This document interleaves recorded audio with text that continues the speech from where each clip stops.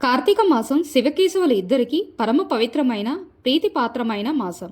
ఆధ్యాత్మికం పైన ఉన్న సందేహాలను తీర్చుకునే జ్ఞానం యొక్క సంపదను పెంచుకోవడానికి ఇది అనువైన మాసం కూడా.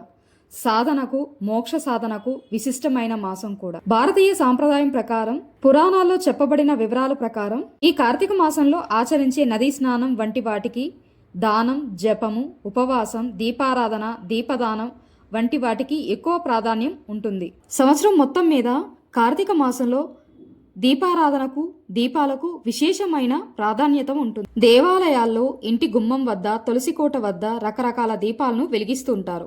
అయితే కార్తీక మాసంలో నారికేల దీపం వెలిగిస్తే శివానుగ్రహం సంపూర్ణంగా లభిస్తుందనేసి పురాణాల్లో చెప్పబడింది. ఈ కార్తీక మాసంలో ముక్కంటికి 3 కనులు కలిగిన నారికేల దీపాన్ని వెలిగిస్తే, అంతేకాకుండా ఏ రోజైనా ప్రదోష కాలంలో అంటే సాయంత్రం వేళ ఇంట్లో పూజా మందిరంలో వెలిగించాలని చెబుతున్నారు. కార్తీక మాసంలో వచ్చే సోమవారాల్లో నారికేల దీపాన్ని వెలిగిస్తే విశిష్టమని చెబుతున్నారు.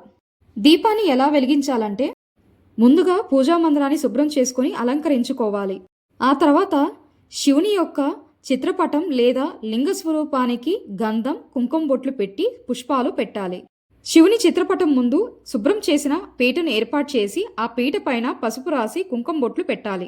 ఇప్పుడు అలంకరించిన ఆ పీట మీద రాగి లేదా ఇత్తడి పళ్ళెం ఉంచి ఒక చిన్న ప్లేట్లో గంధం తీసుకుని దానిలోకి గంగాజలం లేదా మంచినీరు పోసి కలిపి ఆ తడి గంధంలో ఉంగరపు వేలు ముంచి పీటపై ఉంచిన రాగి లేదా ఇత్తడి పళ్ళెంలో స్వస్తిక్ గుర్తు రాయాలి. ఆ స్వస్తిక్ గుర్తుకు 4 చోట్ల గంధం, కుంకుమ బొట్లు పెట్టాలి. ఇప్పుడు ఆ స్వస్తిక్ గుర్తు మీద బియ్యాన్ని కుప్పలాగా పోసుకోవాలి. ఇప్పుడు ఒక కొబ్బరికాయను తీసుకుని పసుపు నీళ్లతో శుభ్రం చేసి దానిని పగలకొట్టాలి. ఆ 2 కొబ్బరి చెక్కలను పళ్ళెంలోని బియ్యం మీద ఉంచాలి. అందులో ఒక కొబ్బరి చిప్పకు 5 చోట్ల గంధం, కుంకుమ బొట్లు పెట్టాలి. తర్వాత ఆ కొబ్బరి చిప్పలో వాళ్ళ శక్తి మేరకు ఆవు నెయ్యి లేదా నువ్వుల నూనె పోయాలి. ఆ తర్వాత 2 వత్తులను కలిపి ఒక వత్తిగా చేయాలి. అలాంటివి 3 వత్తులు తయారు చేసుకోవాలి.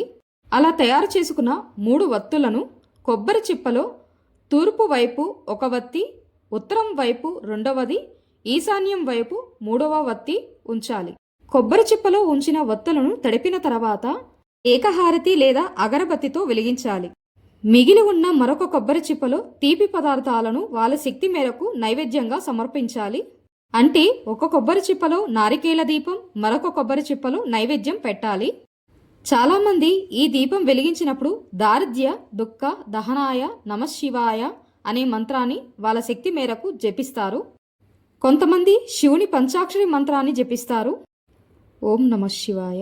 వాళ్ళ ఇష్టానుసారం శివదేవుణ్ణి కొలిచే విధానాన్ని బట్టి శివనామాన్ని జపిస్తూ ఉంటారు.